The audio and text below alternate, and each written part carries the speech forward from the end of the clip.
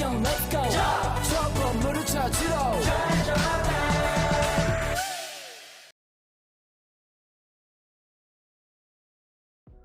Assalamualaikum warahmatullahi wabarakatuh. My name is Anggun Safitri, and here I want to explain to you some material in error analysis, that is lexical error. Jadi minggu lalu kita sudah membahas tentang text error, di mana saya mengatakan bahwa text error itu berisi dua kategori besar, yaitu yang pertama ada lexical error dan yang kedua grammatical error. Nah, pada pertemuan kali ini kita akan membahas lebih dalam tentang apa itu lexical error.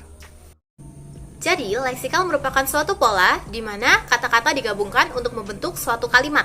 Nah, untuk kata-kata sendiri dapat dibedakan menjadi kata-kata yang leksikal dan juga non-leksikal. Untuk kata-kata leksikal, yaitu kata-kata yang memiliki makna independen, seperti kata benda, kata kerja, kata sifat, kata keterangan, ataupun kata depan.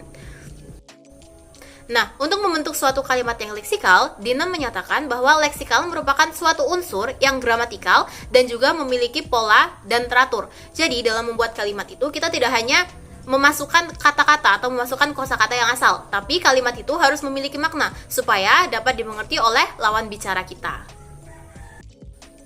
Untuk mencapai suatu tujuan atau untuk membuat lawan bicara kita mengerti tentang apa yang kita katakan, maka kita harus mengikuti sistem atau mengikuti aturan yang ada pada leksikal itu sendiri. Sebagai contoh, perhatikan kedua kalimat ini. Pada kalimat yang pertama, yaitu only one was can place your bed, yang memiliki arti hanya satu yang dapat menempati tempat tidurmu. Nah, kalimat ini merupakan kalimat yang tidak leksikal karena susunan katanya dan juga sulit dimengerti. Dan kalimat ini juga bertentangan dengan kaidah sintaksis yang ada. Sedangkan pada kalimat yang kedua, yaitu your bed was only for one person, tempat tidur kamu hanya untuk satu orang. Nah, ini merupakan kalimat yang benar karena kalimatnya mudah untuk dipahami dan sesuai dengan kaidah sintaksis yang ada. Jadi kalimat yang kedua ini merupakan kalimat yang leksikal. Akhir-akhir ini, leksis menjadi sentral dalam pembelajaran bahasa.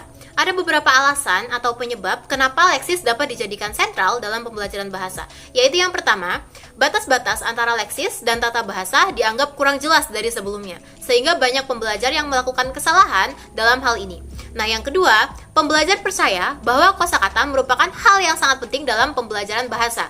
Nah, keyakinan ini memungkinkan perubahan dalam pembelajaran bahasa mereka, di mana mereka akan lebih semangat untuk mempelajari kosakata karena mereka yakin bahwa kosakata itu merupakan hal yang sangat penting.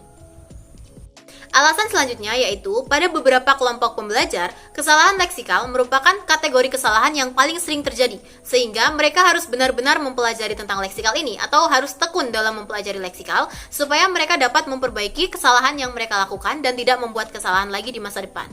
Nah, selanjutnya yang keempat, penutur asli menganggap kesalahan leksikal dalam bahasa pengantar pelajar itu lebih mengganggu atau lebih menjengkelkan dari jenis lainnya, karena kesalahan dalam leksikal ini dapat membuat lawan bicara kita bingung tentang apa yang kita katakan, sehingga itu dapat mengganggu mereka atau membuat mereka tidak mau untuk berbicara dengan kita karena terus merasa kebingungan dengan bahasa yang kita ucapkan. Baiklah, mungkin hanya itu yang bisa saya sampaikan. Saya harap penjelasan ini dapat membantu kalian semua. Saya akhiri, wassalamualaikum warahmatullahi wabarakatuh.